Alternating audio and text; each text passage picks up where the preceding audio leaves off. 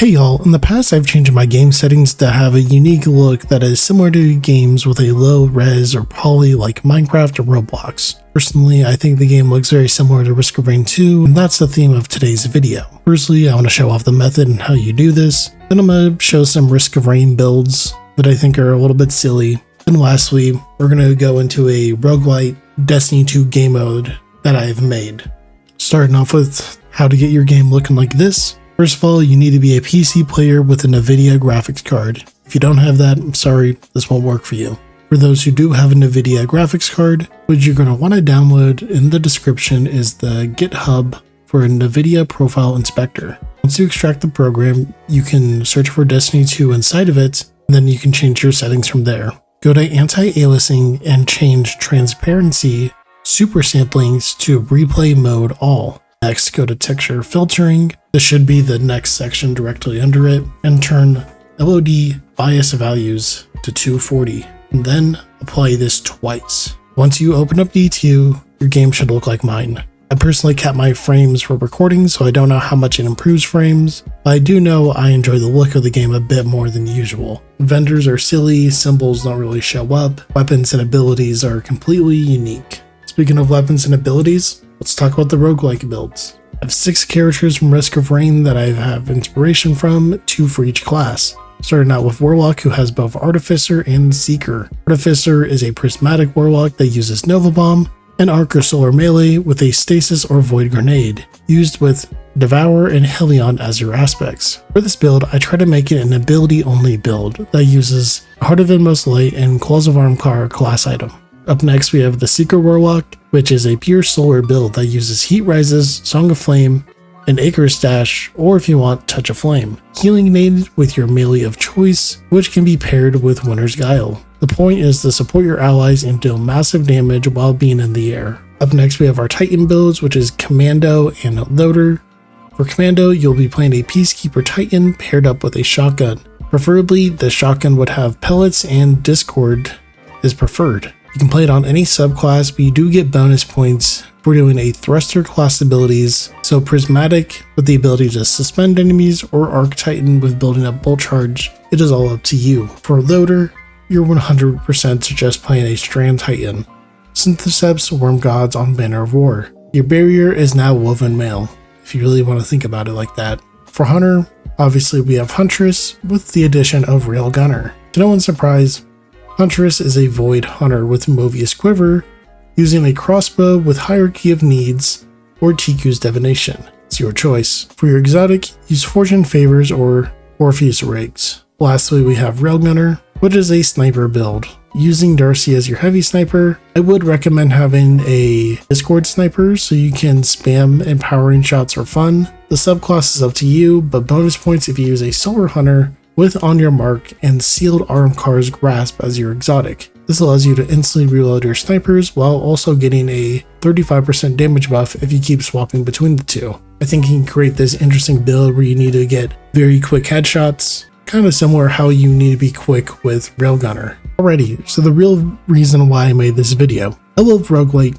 games and I love Destiny 2, so why not have an existing roguelite in Destiny? We've had Season of the Deep as well as Ash and Iron give out random buffs to players going into stages with higher difficulty enemies, so why not do it again? Destiny Rising also has a roguelike mode which I've sunk hours into while I was playtesting the game in between the betas and full release. It was one of my favorite aspects of the game and I think it would work just as well in classic Destiny, with a few tweaks to it of course. Starting off, do we go in with pre-made loadouts or do we build our loadout while we're in the activity?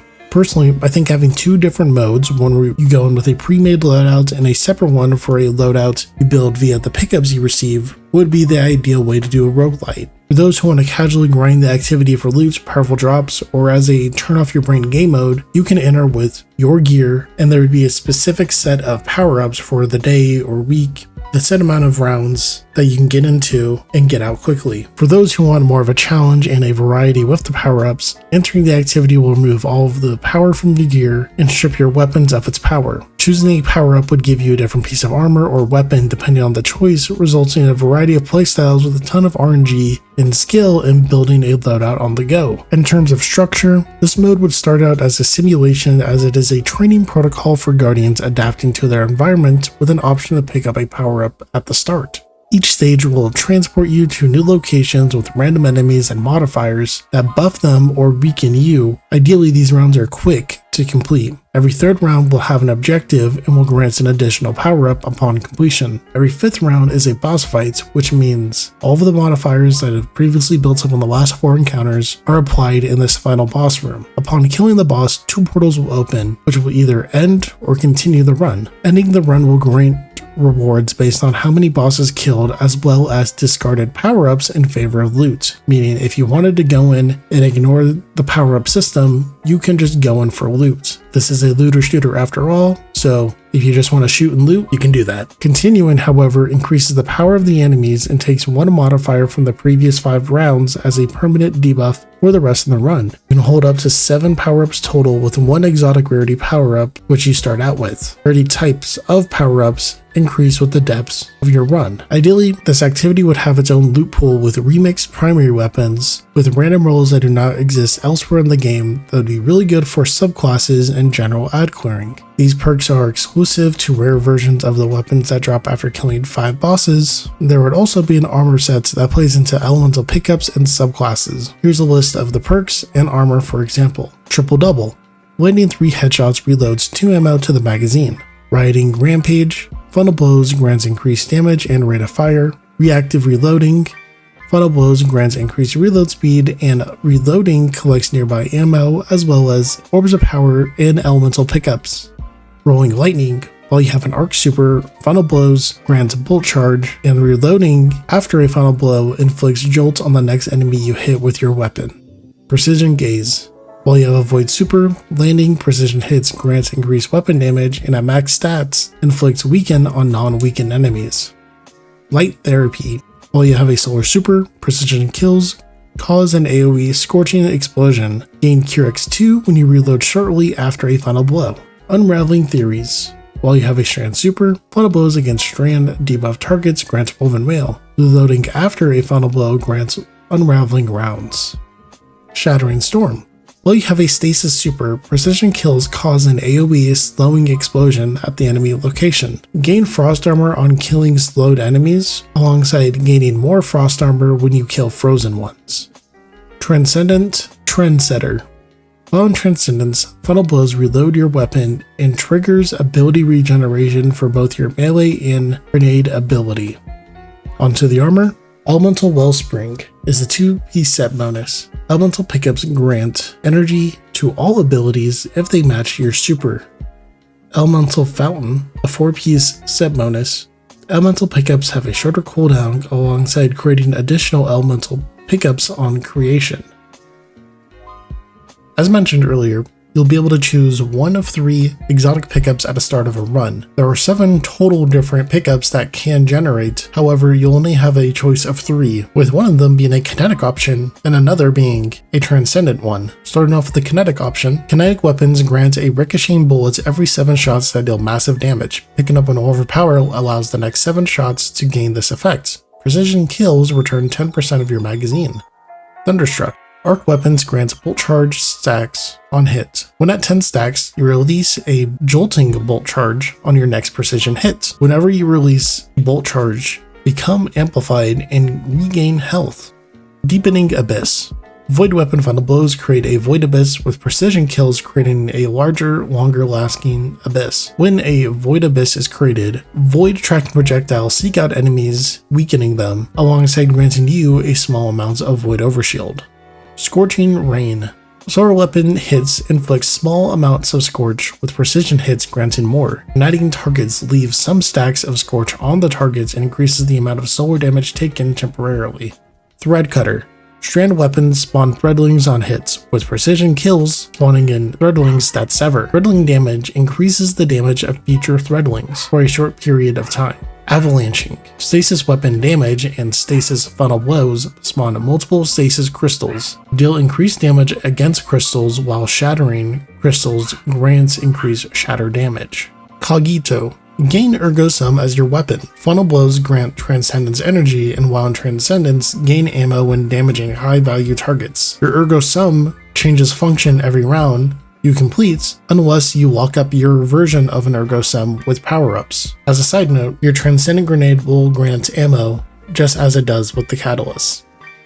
How does build crafting look? When you pick up an exotic tier pickup at the start of a run, you'll be granted 3 weapon choices depending on the exotic pickup. The first weapon will be a primary based on the rewards you can earn at the end. The second weapon will be a special, and the third weapon will always be a heavy. You can run out of ammo, so having a primary choice will allow you to pick up powerful perks for clearing out rounds, while other weapons will benefit from ammo generation pickups, but you could also invest into the same ad clearing perks at a higher risk of running out of ammo. For the kinetic pickup, your primary of choice is an auto rifle, followed by a sniper and a heavy trace rifle. For arc, sidearm, aerial GL, and a machine gun. For void, scout rifle, double fire shotgun, linear fusion rifle. For solar, SMG, fusion rifle, caster sword, strand, pulse rifle, trace rifle, vortex sword. And for stasis, bow, rocket sidearm, heavy grenade launcher. And for the prismatic pickup, Ergo Sum as stated before. The Transcendent Trendsetter perk comes on all the weapons. As for your abilities, you'll be granted a set based on the element chosen, and it does not matter what class you have for these abilities. Everyone would get the same abilities. For kinetic, you get the frag grenade from Forerunner, the force push from the Equilibrium dungeon, and a chosen of the Traveler. I don't know the official name of this ability, but at the end of the Final Shape campaign, you use this ability in the final mission, if you know what I'm saying. For Arc, you get Touch of Thunder Storm Grenades, Ball Lightning, and Gathering Storm. For Void, you get Nothing Manacle Scatter Grenades, Shield Throw, and Deadfall Tether. For Solar, you get Touch of Flame Solar Grenades, Knife Trick, and Hammer of Soul. For Strand, you get Threadwing Grenades, Threaded Spike, and Needle Storm. For Stasis, you get a Glacier Grenade, Mask of Field T Shurikens, and Glacial Quake. For Prismatic, you don't have any abilities until Transcendence. I would go over every non-exotic power-up and other upgrades you could collect, however this is a rough draft of an idea I had. With that being said, would you like to see a roguelite mode come to Destiny as a core playlist? This activity could also be used as a way to get old seasonal weapons via a focusing system, as well if you're not really interested in the legendary primary weapons or the armor set from this activity. That's all from me today. I feel like tomorrow is when we're going to start getting some news, so turn on notifications, keep an eye out for that. But until then, stay safe y'all. Hope you have a good one. Bye now.